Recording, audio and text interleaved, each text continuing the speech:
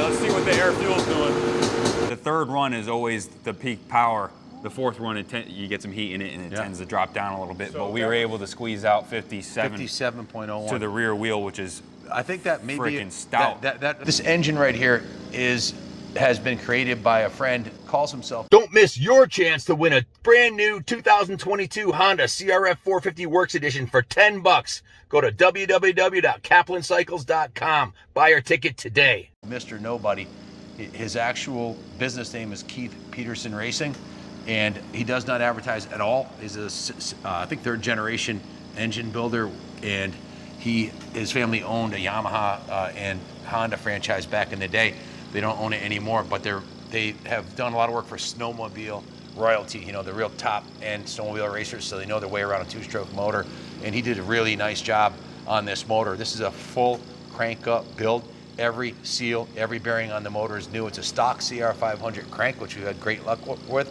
And he sent it to our friend right here in Connecticut, all the way from the Midwest. He sends it here to Connecticut to Ken O'Connor Racing. Ken O'Connor did a lot of John Dowd's racing motors, and Ragin' Ron, factory mechanic, pro circuit guy, two-stroke guru, had Ken O'Connor. A lot of the guys in the know, and some of the smoothest 500 motors I've ever ridden were Ken O'Connor's motors. This motor's got a Ken O'Connor crank that was sent back to Keith, and Keith put that together with a Wasner rod. It's balanced and blueprinted and tuned to within 0.000, I think, eighths of a thousandths. He said it's less than half the thickness of a human hair, the crank, and that's the heart of this two-stroke beast. There's not a lot of moving parts, but the parts that are in there have to be right. Stock cases. This was what I'd call a low-budget build. We didn't go with billet cases, didn't go with a billet crank, doesn't have a Hinson clutch in it.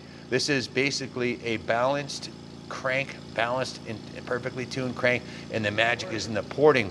Keith milled the head a little bit to raise the compression a little bit, but most of the major mods were on the motor. This is the same exact setup, guys. We've done over 100 different kick configurations on the dyno. We've tried all the best tuners. We're probably the only 500 shop in the country that's tried Tom Morgan Racing, Millar Racing Engineering, Keith Peterson. We have a JGR jug we haven't tried, and a half a dozen other guys that you may or may not recognize, and we've imported them in-house.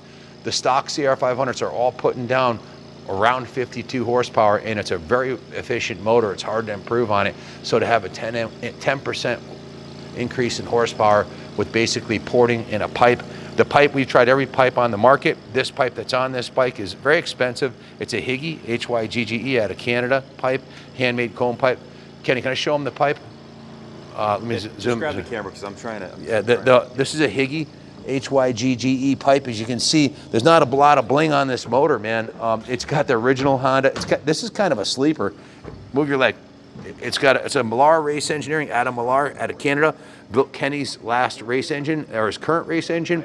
We had a problem, not caused by the motor. We had a dual stage rear sprocket with aluminum outer, steel inner that make it a little more lightweight. Well, we're never running those on our 500s again because it got twisted right in half at Daytona, and the chain came off. And thank God we had the built500.com AJ Wagoner custom billet cases, because the chain came off it with such force that it actually bent the counter shaft.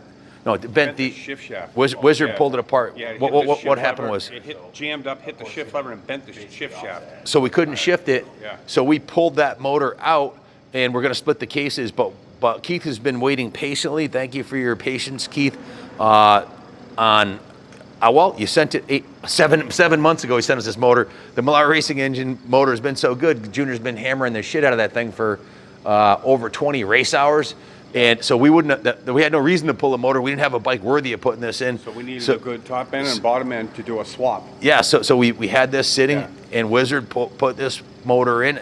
Bill Blythe did a video on the change. With the pipe? Yep. Now, we kept Kenny's Hygge race pipe on here. The stick carb, which Adam recommended, and Adam's half-inch billet spacer with the I think it's a V-Force. V-Force reed. Yeah. So that's the intake, twin air filter, stick carb, 200 main, 60 Pilot. 60 Pilot.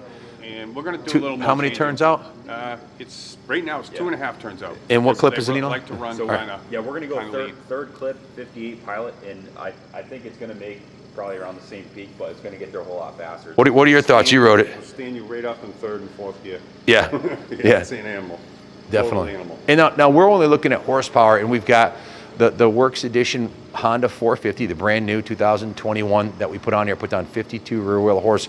We've got 10% more horsepower at 57 with this two-stroke motor, and the torque rating, which we haven't tested yet, but on our last few runs, it's been about 25% more than the CRF 450. What's and you feel? It's violent.